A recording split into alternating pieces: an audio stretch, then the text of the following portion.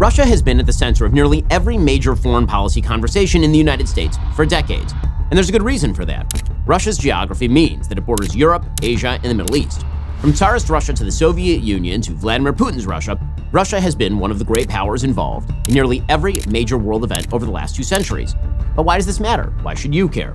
Well, today, Russia is involved directly or indirectly in conflicts the world over, from Syria to Africa, from Ukraine to the Red Sea, all of which have significant impact on international politics, America included. But there is enormous controversy surrounding Vladimir Putin's Russia. Is it a country on the rise or a country in dire straits? Is it a potential ally of the West? Or is it seeking to restore its international status, even at the cost of war and alliance with America's enemies?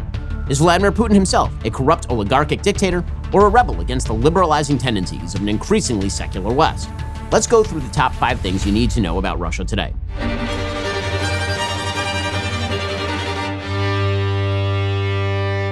First, like China, Russia is in a state of demographic crisis. Every year, more people now die in Russia than are born. In 2022, there were approximately 595,000 more deaths than births. Russia suffers from a fertility rate of 1.5 births per woman. Remember, it takes 2 just to maintain your population. Russia's life expectancy actually dropped to 64 a couple of years ago, partially as a result of COVID, partially as a result of extraordinary rates of alcoholism. As The Economist reported last year, quote, over the past 3 years, the country has lost around 2 million more people than it would ordinarily have done as a result of war, disease, and exodus. Women now outnumber men by at least 10 million. In 1994, Russia's population was 149 million people. Today, it's 143 million people. And as history tells us, countries with declining demographics rarely flourish. Second, Russia's economy is a disaster area. Russia's economy saw strong growth early on in Vladimir Putin's tenure.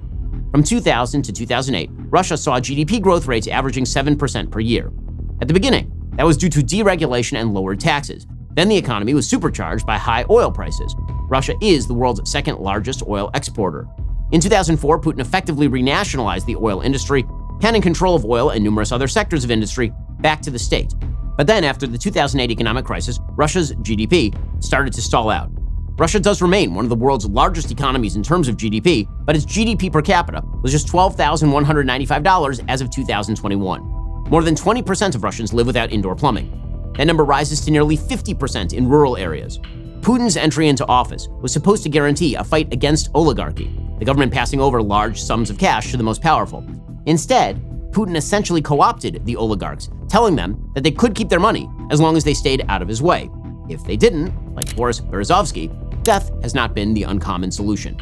Between 2013 and 2022, particularly after the Russian invasion of Crimea and the Donbas region of Ukraine in 2014, Russia's economy has taken a heavy hit.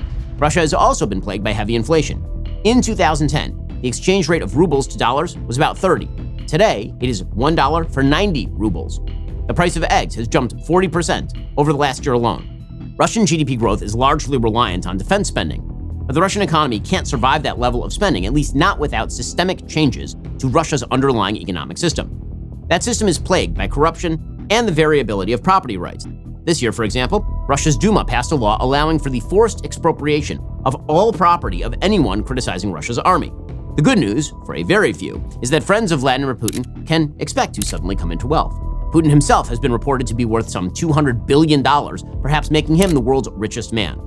According to the Heritage Foundation Index of Economic Freedom, Russia ranks 131st in the world, featuring, quote, pervasive corruption, lack of judicial independence, and disrespect for private property rights, with extensive state interference that discourages private sector innovation. Third, Russia has a military crisis too. Russia does have the largest stockpile of nuclear weapons on the planet, nearly 6,000.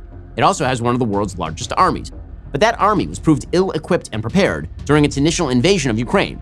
According to declassified U.S. intelligence assessments, Russia lost 87% of the total number of active duty ground troops it had before the Ukrainian invasion. Russia's military technology is antiquated compared to modern militaries, which is why Ukraine has been able to repel Russia's invasion thus far. But Russia does have a long history of throwing bodies at military problems, from the Napoleonic Wars to World War II. Still, even Russia has to keep sourcing those bodies. And that's what Russia is doing, with a dramatically increased salary of at least 200,000 rubles per month, plus lifelong veterans benefits for its fighters. So, how long will Russia be able to sustain its war effort? According to the International Institute for Strategic Studies, Russia can keep it up for another 2 to 3 years. But that's Russia's bet. Keep up the war until the West's support for Ukraine collapses. It might not be a bad bet, but it will certainly devastate Russia's military capacity for years to come. We'll get to more on this in just 1 second. First, financial experts thought we were in the clear. In fact, they were anticipating around 6 rate cuts by the Fed this year alone. And then the inflation data came out and it's higher than expected. The United States is in the hole by $34 trillion, and yet we keep printing money. That pushes the prices you pay every day even higher. So you can either bury your head in the sand or you can do something about it.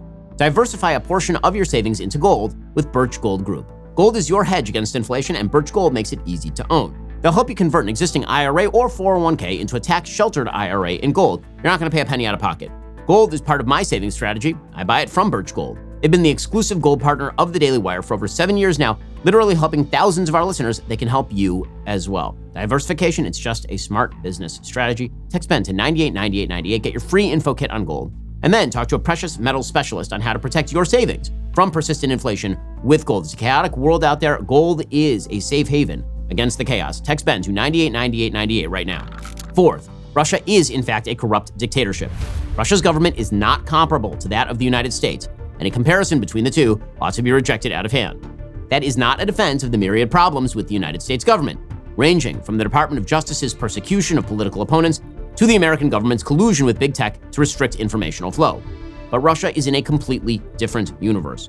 Freedom House, which ranks countries by access to political rights and civil liberties, ranks Russia as not free, stating, quote, "Power in Russia's authoritarian political system is concentrated in the hands of President Vladimir Putin, with loyalist security forces, a subservient judiciary, a controlled media environment, and a legislature consisting of a ruling party and pliable opposition factions. The Kremlin manipulates elections and suppresses genuine dissent. Rampant corruption facilitates shifting links among state officials and organized crime groups. It is no surprise that Putin likely ordered the murder of Alexei Navalny, his chief opposition and critic, in February 2024. The list of Putin critics likely murdered on his orders include Anna Politkovskaya, a journalist shot in her Moscow apartment building; Alexander Litvinenko, a former KGB spy who became a Putin critic and then was poisoned with polonium-210 in his green tea; Sergei Magnitsky, a tax advisor who uncovered corruption in the Kremlin and was beaten to death in prison in 2009; Stanislav Markelov, a human rights lawyer and journalist assassinated by a gunman in 2009; Anastasia Baburova, another activist shot alongside Markelov; Boris Nemtsov, a political rival shot on a bridge in Moscow in 2015; Yevgeny Prigozhin, leader of the Wagner Group, a rival to Putin's military control, blown up in a business jet just last year. Putin's critics frequently meet with untimely ends. Finally, what does Russia want? The running theme of Russian history is a desire to be accepted as a great power on the world stage. That is presumably why Joseph Stalin, despite his murderous evil, earns a 70% approval rating among Russians today.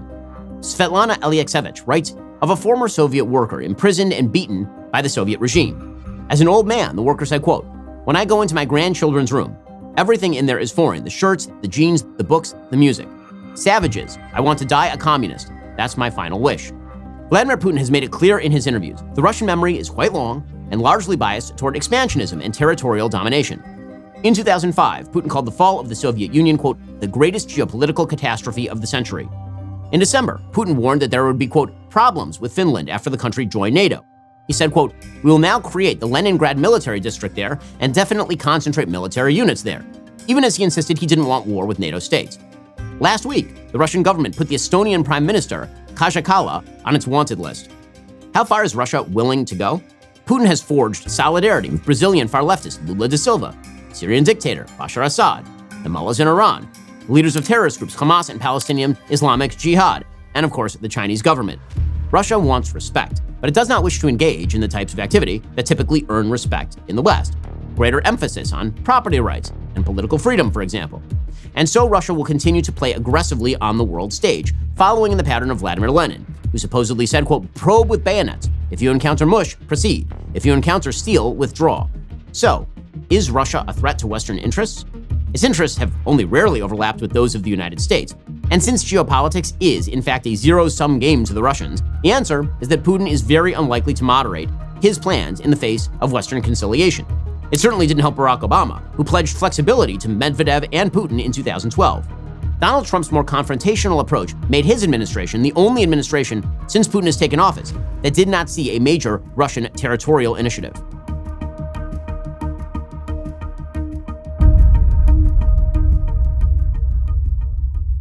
What's your about to see is not so much a history documentary as it is a horror film. The scale of the crimes defy imagination, so cruel that it defies understanding.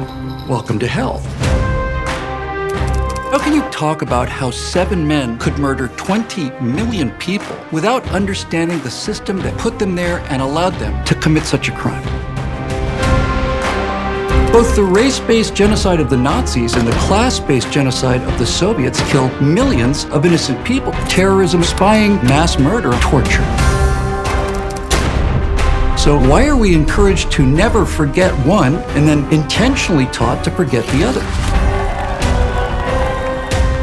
Well, we're going to find out. I'm Bill Whittle, and this is an Empire of Terror.